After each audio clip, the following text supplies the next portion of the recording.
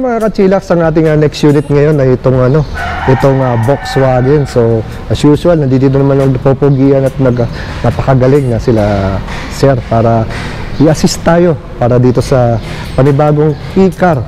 Okay? Huwag tayo patumpik-tumpik pa.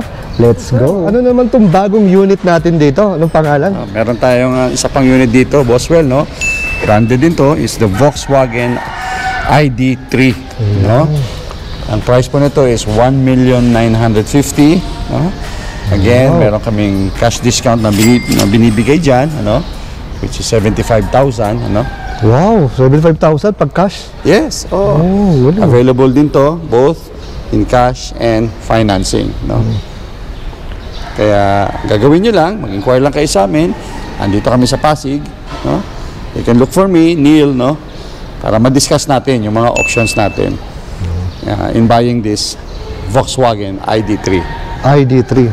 Sige sir, umpisa muna natin sa exterior niya sir. Ano ba makikita natin dito sa unahan? Ayan, sa unahan talaga, very glaring, no? Ang brand niya, no? Talaga yung logo ng Volks. Talagang nasa harap talaga, kitang-kita, no? And of course, gumagamit din siya ng mga LED lights, no? Ayan. Ito ba sir ay DRL? Yes, Wow. DRL niya, gumagamit din siya niyan, no? Saka very elegant ang design niya sa harap, no? Tapos ito sir, anong kulay ba to? Ash gray po siya. Ash gray. Ash Call it gray. ash gray, no? Yeah. Two-tone siya sir, so ash gray and black. Black. Ash gray. Kung mapapansin mo dito, Boswell, no? Ito yung pinaka-ash gray niya. Pero somewhere here, pumasok na yung pagkatuto ng black. No? Mga glossy black, no? Glossy black na pa. Ang ganda. At papapansin mo rin sa gilid, yung pinaka-ano, tuloy-tuloy yung pinaka-accent ng glossy black dito. oo nga, no? Kapareha dito, no? Yung side mirror. Side mirror. At tuloy-tuloy sa roof. Sa roof. Diba? Kaya nagano siya ng sporty and elegance at the same time. Isa pang maganda dito, sir, dito sa exterior, makikita mo na, no, dito sa box. Mapapansin mo dito, sir, yung pinaka-frame, again, yung pinaka-frame ng blind spot niya, no? Manipis, no? So safety yan, may iwasan, di ba? Alam naman natin ang blind spot, marami nangyayaring discussion sa blind spot. Not only manipis, Boswell, open pa dito. Open pa dito, no? So makikita ng driver. Mas madali mo pa rin makita, no? Yung mga blind spot, maiwasan mo yung mga blind spot accident niya, no? Sir, bakit may nakalagay na pure? Kasi nga, urong electric to, sir. Yun mo yung gulong niya, sir, no? Ano sukat ng gulong, sir? 20 yan, sir. 20, laki. 20, ang laki niyan. Hankook tires, Diba? Tapos ang kakaiba dito, sir, no? Yung ano niya, mags niya, parang hubcaps, no? Pero mags na pala to. Pero hindi, mags niya. Pag ginawa mo, Mags niya, no? Nakakabit na mismo sa, Diba? sa dahil medyo sa bolts niya. malaki talaga yung ano niya, no, Boswell, yung gulong niya. Diba? Kaya yung ground clearance niya, hindi rin na-compromise. No? Tumaas din. No? Tumaas din. 170 millimeter ang ground clearance. Ang ground clearance. niya, Ayun, no? mataas. Kaya pagdating sa mga, siyempre, pag ground clearance pinag-usapan natin, bahayan ang pinag-usapan natin. So, ano naman niya?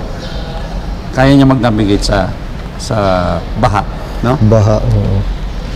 Tapos sir, pansin ko may ano, no? Parang ano ba to, sir? Design? Design niya yan. Design lang, no? niya yan. Hindi naman sir umiilaw to, no? Hindi naman umiilaw yan. Design lang. Pero para it creates a 3D dimension effect, no?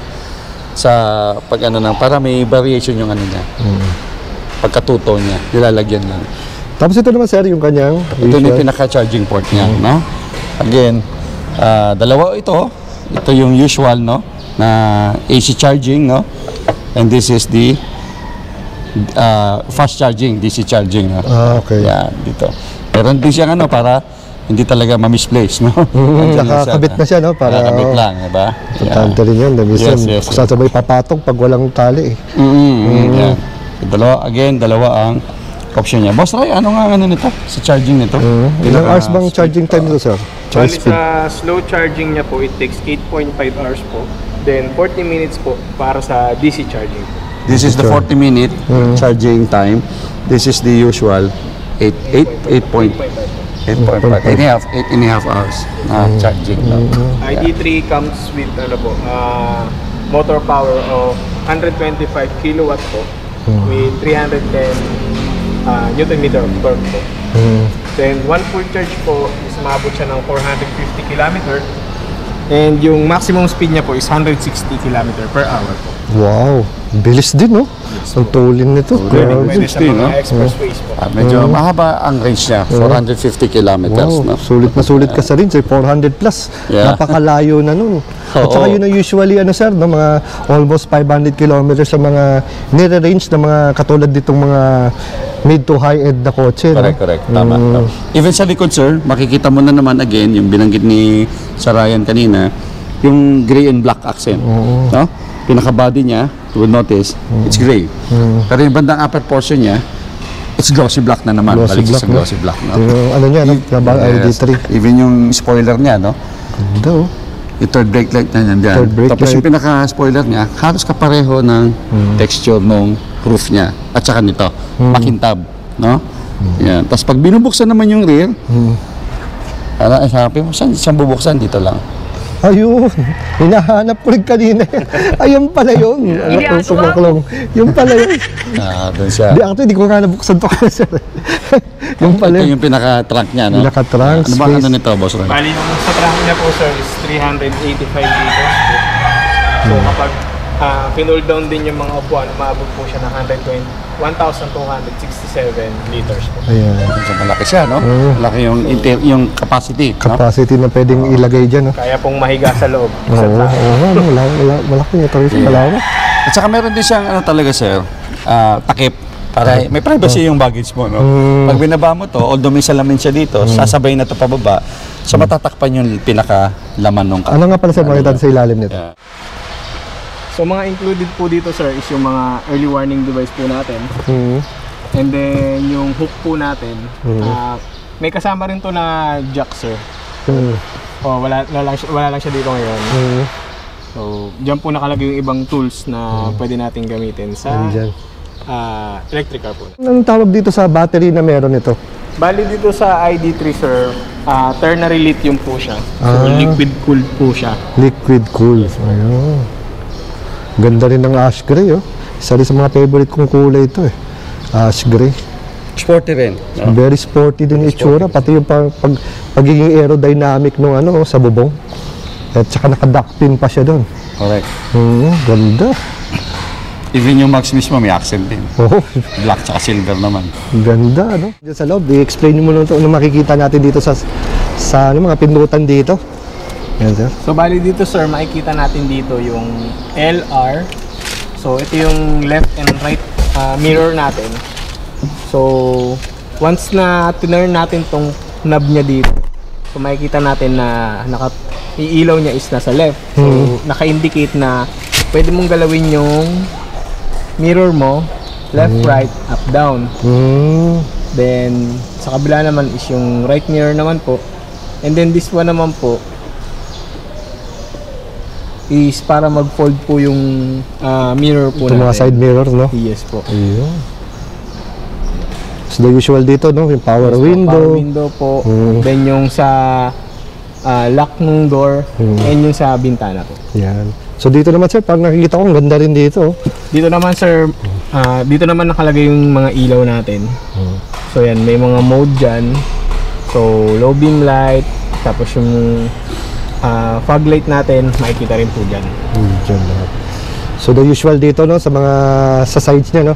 Yes, Wiper, ilaw, Yes. then mga controls dito naman sa steering wheel. Steering So, dito naman, sir, ano makikita natin sa monitor natin dyan? So dito sa cluster gauge natin, sir, makikita natin dito yung speed natin. And then yung kung ilang percent pa yung battery natin. And yung kung ilang kilometer pa yung kayang takbuhin based dun sa battery po natin. So makikita natin siya dyan. So dito makikita mo rin yung mga consumption, kung ilang kilometer niya yung natatakbo mo, makikita rin po dyan. At the same time, makikita rin po natin dito sa gauge natin is yung mga shifting gear po natin. So kung mapapansin nyo, wala po dito sa gilid. Oo, wala na naman dito, no? Or sa harap yung shifting gear natin. Ibang klase. Dahil nandito po siya. Andyan naman. Nandito po siya. Ano to, ha? Volkswagen. Volkswagen Sa ID2 Volkswagen, po. nandito Yes po. naman. So, same lang din po sa automatic car natin, so magpe-press muna ng pedal bago po tayo mag-shift ng gear. So makikita natin dyan na ayan, driving mode po, neutral, and then reverse po. Ayan. Ayan. So kung may napapansin po kayo, meron ditong isa ang letter pa, letter B. B, oh. Yan.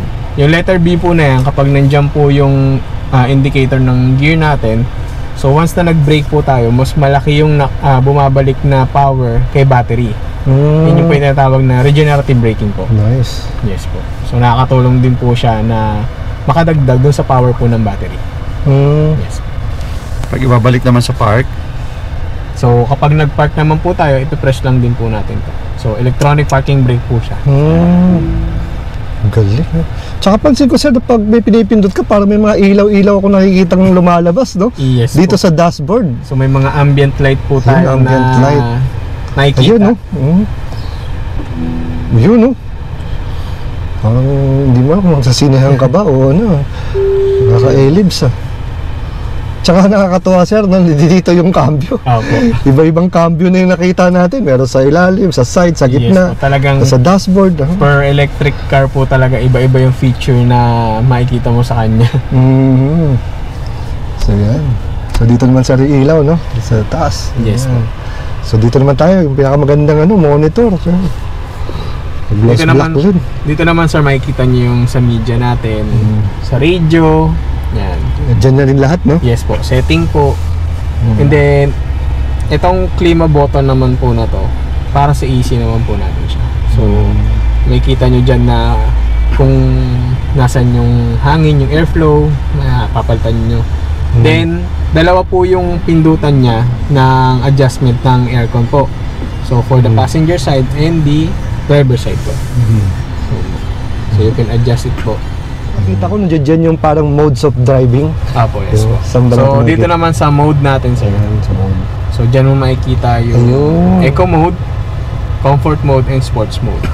So ito yung mga madalas na ginagamit din po kapag nagdadrive ng electric vehicle. So eco mode is yung mas matipid po na pagdadrive. So mas maliit yung consumption po ng energy.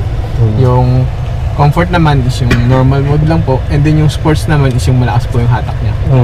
So syempre, pagka sports mode, asahan mo na rin na medyo Malakas po yung consumption. consumption at Yes. syempre, iikli ang range. Opo, yes po. No? kaya lang masasatisfy naman yung driving Driving. Kung mahilig ka sa mabilis, no? ganun talaga.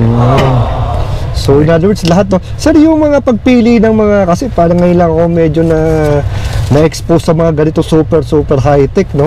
So yung mga pagpili ng modes of driving, dyan lang, no? Wala dito sa labas? Yes po, wala. Wala, no? Dyan lang talaga Dito lahat sa lang talaga monitor. siya. So may click ka lang kung ano yung gagamitin mong mode.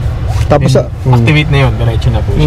tapos yung nasa labas, makikita talaga natin na wala dito yung yung the usual. Eto. Itong drive, Yes po. neutral, Yes. reverse, and parking. Okay. Yung Shifting sarili- gear po natin. May sarili siyang monitor. Masali sa monitor. Equipped din to ng Boswell ng what do you call this? Yung Cruise control. Cruise control, no? So, yeah. Pagdating naman dito sa center console, napakaraming lagayan, May mga maliit na papel ka, mga card, mga card sa RFID card, pwede mo lagay dito, no? Tapos dito yung mga ilalagay mo, meron siyang nakakalso na papansin mo. Para stable yung mga ilalagay mo drinks, oo, parang Hindi may lock siya, uga-uga. no? Parang may lock siya. Para mas stable siya. Tapos may mga additional pa dito, port, no?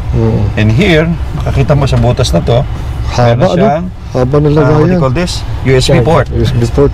USB port, no? Yeah.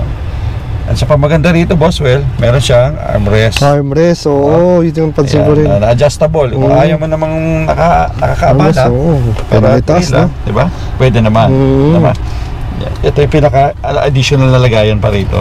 So, dami mong malalagay.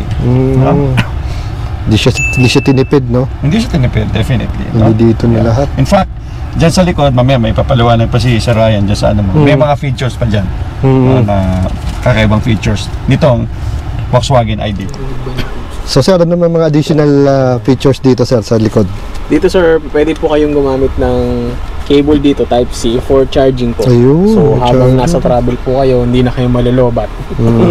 Usually, pag family outing, yung mga bata, yan, lagi po sila naka-gadget. Ika nga, may sarili silang port dito, no? Yes, Kasi meron sir. naman doon sa unahan. Yes. Meron din dito sa likod. At ang isang unique feature pa dyan, Boswell, dito sa ID3, usually ang common sa kotse, after dito, ilaw dito, nasa gitna yung isang ilaw. Pero yan, nasa tapat mo. Oo nga. Oo nga, Diba? nandito. Kung nagbabasa ka, Oo. like to read while driving, pwede mong buksan yan. Tama, No? dito na, no? Kaya convenient din sa Very eyes mo. convenient. Tama, tama. Kasi iba ganun nagta-travel, gusto magbasa. Basta, lalo pagka heavy traffic, di ba? Yes. Parang hindi naman masyado mahilo. Again, yung legroom space. Yung leg group, grabe ito. Ayan na naman tayo. Ito napakaluwag. Grabe. Luwag din. Yan. At yung upuan mo, sir, naka-leather yan combined with water repellent. Water repellent. Ito. Water repellent ano yan, no? Ito. Yung pinaka-ano niya. High-grade water repellent. Ang ganda. Hindi paano yung tubig dyan. Hindi lulubo, hindi ma-absorb. Hindi ma-absorb. Nice. Diba? Hindi maganda. Siyempre, minsan, hindi naiwasan. Nakakatapon ng drinks yung mga kids. Mga dala natin yung mga water. Very spacious dito. Ang luwag, sir. Dito sa likod. Yes. So, ito, sir, ay ano, 5-seater. Comfortably 5-seating to. Capacity 5-seater, talaga. Talagang komportable. Kasi pa dalawa dyan sa gilid mo na komportable kayo. Nice. Diba? So, bali, sir, ano bang ano nito? Warranty pagdating sa ating Volkswagen. So sa warranty po natin, sir, 3 years or 100,000 kilometer, whichever comes first po. For the car po, for the unit. For the battery naman po is 8 years or 160,000 kilometer, whichever comes first po. Nice. So, pagdating mo, sir, sa modes of payment. Ganun din, no? Ganun din kami. Basta lahat ng model namin dito sa Moretti comes in both ways. You can buy it in both ways. Straight cash, no? Or pwede niyong padaanin sa installment plan, no? Kaya nang nabanggit namin kanina, accredited na kami with the banks, no? Kaya pwede namin i-process yung approval niyo, yung pinaka-otolon application niyo, no? Ako po mismo si Neil ang magtutulong sa inyo para mag-process niya. Mabait na, pogi pa. Okay. Thank you, Boss Will. Ayan.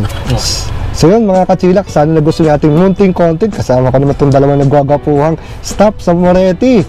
So till here, this is Well Esquila. Ride safe and God bless. Bye!